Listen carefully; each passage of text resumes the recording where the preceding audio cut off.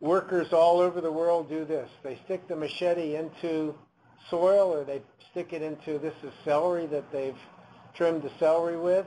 Instead of hooking it back on their belts, they stick it into the soil. Not a good practice, because if you've got Listeria or E. coli in the soil, you have a chance of contaminating those green onions. We didn't used to wash knives. After the hepatitis outbreaks, we now have protocols for washing green onion knives.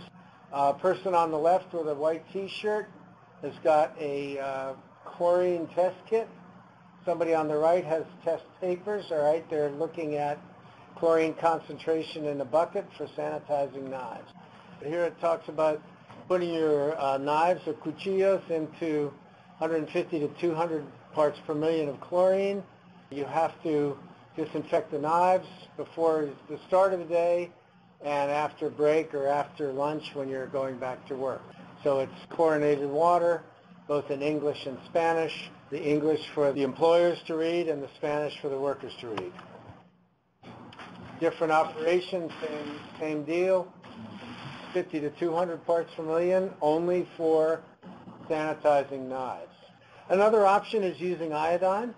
You've essentially got iodine in solution. Iodine itself is not particularly water soluble, so you have to get it into solution one way or another. And so another way of sanitizing, and that's sold commercially, is betadine. Here we've got 3 buckets doing the same thing. You can't sanitize filth. So before you sanitize, you have to wash.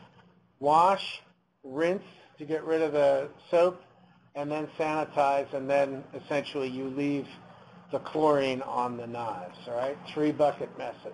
You cannot sanitize filth. You have to wash first.